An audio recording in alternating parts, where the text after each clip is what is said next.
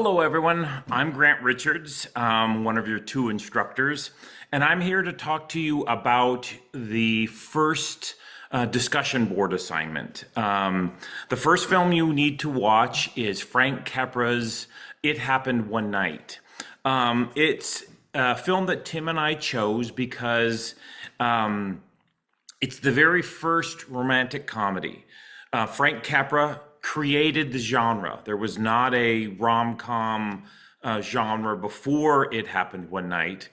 And the reason why there was one afterwards is because the film was so incredibly successful. So let me tell you the story. Okay, Columbia Pictures was under contract with Frank Capra, and he had had some success with some early films, but Columbia Pictures was kind of considered Poverty Row, one of the small studios that had very small budgets for their films. In fact, their studio head didn't even believe in contracting actors full time. A lot of studios would hire a bunch of actors and then they could reuse them for a lot of different films. But he didn't want to waste the money. So he would borrow actors from other studios who were under contract. And actors at this time were really kind of a commodity for a studio. They owned them. They dictated what films they could do, etc. So Columbia Pictures gave the green light for Frank Capra to make It Happened One Night. And they gave him $325,000 to make the film, which even back then was very little money. And they were ready to go, except they didn't have it cast because they didn't have any actors from which they can choose. So they went looking at other studios, trying to find actors who would take the parts, or that studios would lend them out. And eventually, he decided that he was going to go after Claudette Colbert. Well, she read the screenplay and didn't like it. She said she was too busy, but really she didn't like the film, didn't think it was going to be very good, and didn't want to do it. And so Capra had to convince her. And he said, "What's it going to take?" And she said, "Well, twice my normal salary." At the time, she was making $25,000 a film, and she demanded, sorry about my phone, she demanded twice that, $50,000. Well, out of a $325,000 budget, that's a lot. But he was desperate and thought she would be good, and so he cast her. And I mean, she never was happy about the film. In fact, when she finished the film, she said to her best friend that this was the worst film she ever made. But she agreed to do it, but she had one other condition, that the film be done in 4 weeks, that all filming had to be completed in just 4 weeks, which is really fast, especially since they didn't have a lot of planning prior to that. And then they had to go find their leading man. Well, in addition to lending out actors or renting them out, studios would often punish their actors if they did something that they thought was unfit for their, prestige. They would punish them by giving them to or lending them to smaller studios. So MGM had Clark Gable. And he had been, I guess, kind of raucous, getting drunk and stuff with friends. And to punish him, they lent him out to Columbia Pictures for It Happened One Night. And he was under contract. Even if he was not making a movie, he got paid $2,000 a week. And MGM rented, which seems so kind of crude, but rented Clark Gable for $2,500 a week. So for this picture, he made $10,000 just as punishment from MGM.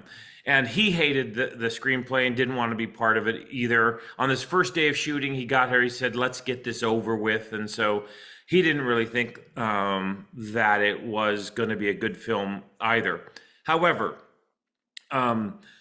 It happened one night, won the Oscar Grand Slam. The Oscar Grand Slam means that it nominated and won Best Picture, Best Director, Best Screenplay, Best Actor, and Best Actress. Yes, the two who thought the movie was not going to be very good, Claudette Colbert and Clark Gable, both were nominated for and won the Academy Award for Best Actor and Best Actress. By the way, they were each nominated 3 times, and this is their only win. So they were really wrong about the film. The film was a huge success, but it didn't start off that way. It was kind of a slow build.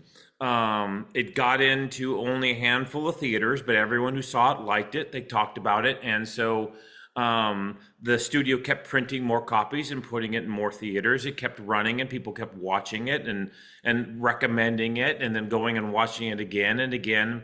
Well, it held the record for the most play dates for 20 years. And it was finally Gone with the Wind, another Clark Gable film that finally overtook it. But it was a very, very popular film. It was so popular that it changed the industry in some ways. First of all, created this genre. This genre that hadn't been here before suddenly was very popular, and all the studios started making rom-coms. But other things too. Clark Gable was a big star. And this was, the big movie of the time. And, it changed society. Let me give you one small example. In a scene, if you remember the scene where he has to undress the first time they stay together in the hotel, if you remember, he undressed and he wasn't wearing an undershirt. Well, in 1934, all men wore undershirts. You just did not have a shirt over your bare skin. But because of timing, they just thought it would be better if he didn't wear an undershirt. So he took off a shirt and was bare chested. Well, suddenly all men wanted to be like Clark Gable and they stopped buying undergarments. Well, there were 5 major undergarment producers at the time, and 4 of them went bankrupt within a year because men stopped buying undershirts. So that's how much of an effect movies had on society. So, big part of the importance of film in society. Let me think of some other things I want you to think about when watching the film. The film had to deal with the production code. The production code started in 1934 and it went to all the way to 1968. The production code was a list of rules that the film industry had to follow. Let me give you a little bit of background. It's kind of important. In 1922, there was a lot of scandal.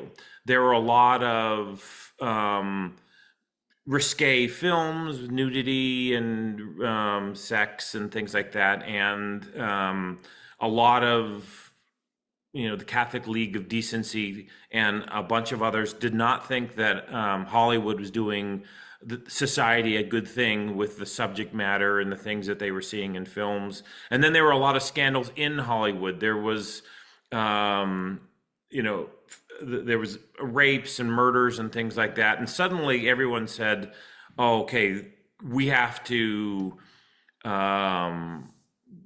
watch Hollywood. And so 37 states wrote laws to restrict what could be shown in Hollywood films. Well, the film industry panicked, thinking, every state having different rules, how do you create a movie that could play in multiple states? So they quickly came up with the agreement that they would police themselves.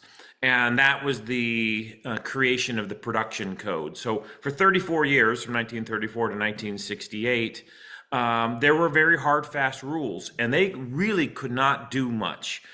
They had a time limit on how long kisses could be. In fact, in this film, Ellie's married, and Peter and Ellie could not kiss one another because she was married.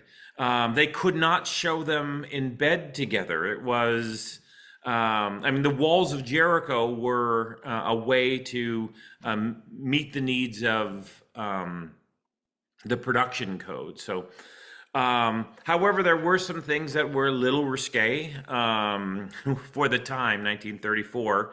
At one point, Claudette Colbert starts to undress. By the way, she had a lot of power. She was a big star. And at first, she said she would not get undressed in that scene. And then when they brought in a body double, she didn't like it. In fact, the biggest scene was the hitchhiking scene. Remember when she flashes her leg? Very famous scene in the movie. They brought in a body double, and she said, Claudette Colbert said, "That's not my leg," and get out of here to the body double. And so she flashed her own leg, which was really risque for 1934, and now seems almost silly to us.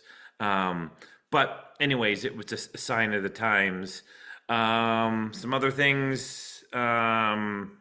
I mentioned the Oscar Grand Slam. The other two films that won the Oscar Grand Slam, One Flew Over the Cuckoo's Nest and The Silence of the Lambs. Those are the three films ever to win the Oscar Grand Slam. So you can see why It Happened One Night is on our list for us to watch. Okay, well, those are some of the things that I want you to be aware of when watching the film and then talking about it. Okay, the discussion board. This is our first one. And what Tim and I want you to do is, after you're done watching the film and reading our prompt, we want you to write 3 original comments.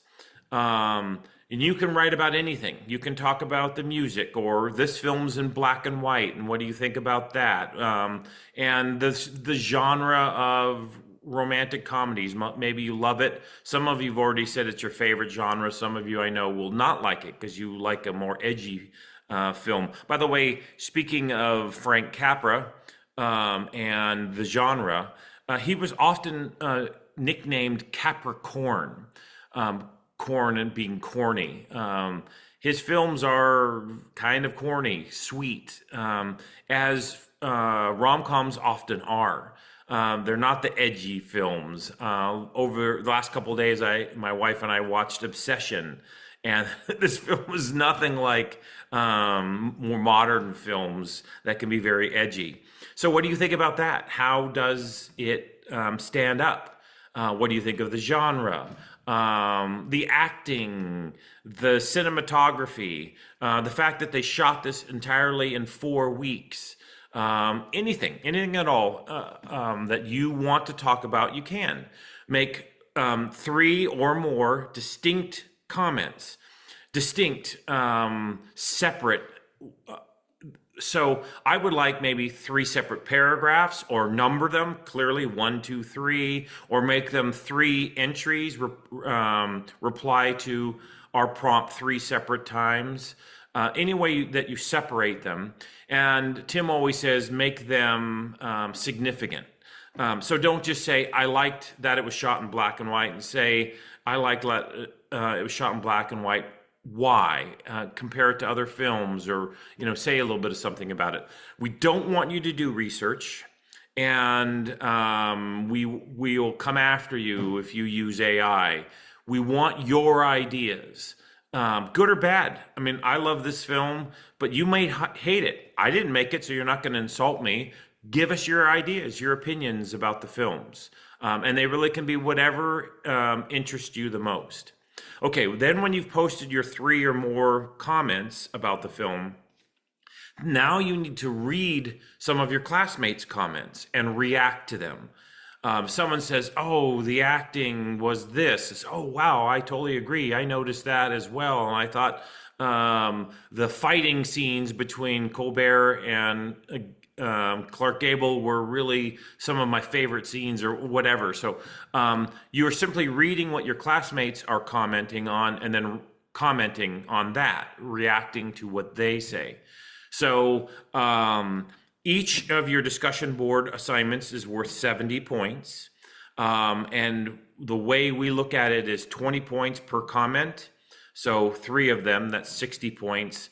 And then 10 points for your reactions, roughly 3 or 4 points for each. If I think you do a particularly good job, I'm really interested in what you have to say, I will give you more. Tim is a little more stingy, but I will give you more points for your great comments if I like them. But if Tim and I feel like you are using research, which we won't allow, we're giving you the research. We care about what you think. We want to know that you're watching the movies and thinking about them. So if we think you're using research, or even worse, you're using AI to write your comments, we're likely to not give you points and ask you to call us. And then we're going to want to make sure that you've seen the film. We'll kind of orally quiz you on it. So it's simple. All you got to do is tell us what you think. We are not grading on grammar or spelling or punctuation. We just want to know what you think about the movies. So know that you have watched them, processed them, and have a few ideas about them. And if you do that, you're going to get all the points. Pretty easy. So It Happened One Night, 1934 by Frank Capra is our first film. I hope you enjoy it. But even if you don't, you can tell me what it is about the film that you don't like. So we look forward to reading what you have to say, and please contact us if you have any questions. Thanks.